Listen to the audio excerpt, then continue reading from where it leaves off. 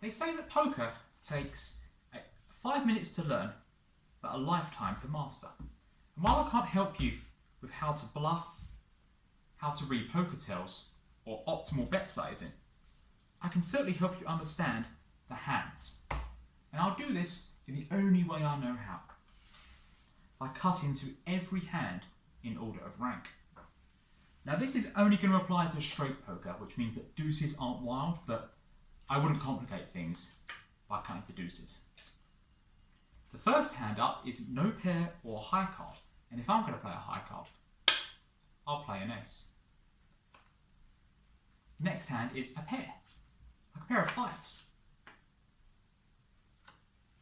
But if you and I were playing poker right now, and you were playing a pair, well that's all well and good, but I think I'll play two pair, and there should be a pair of fours right about here, and a pair of sixes right about here. Moving on, we have three of a kind, and believe it or not, three of a kind will win the pot 90% of the time, but the odds of being dealt three of a kind are 1 in 50. But honestly, ain't nobody got time for 1 in 50. These are the hands that you'll be dealt more often than not. That's because hands like two pair and three of a kind occur naturally in a shuffled deck. In the case of our next hand, a straight, we're getting into the nitty gritty. And most people don't understand that a straight consists of cards in sequence like 2, 3, 4, 5 and 6.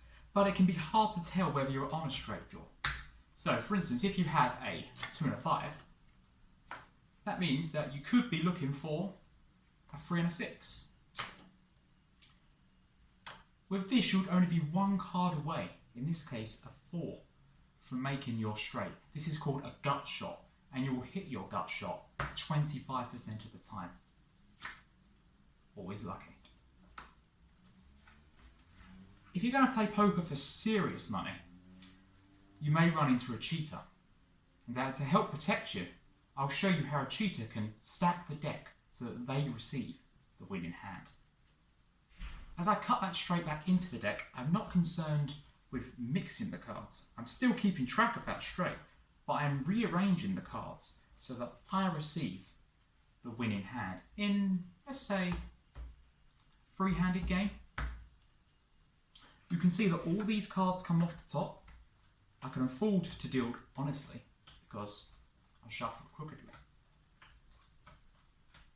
And player one isn't going to be betting much. They're probably going to fold because all they got was a pair of 8s with a jack high.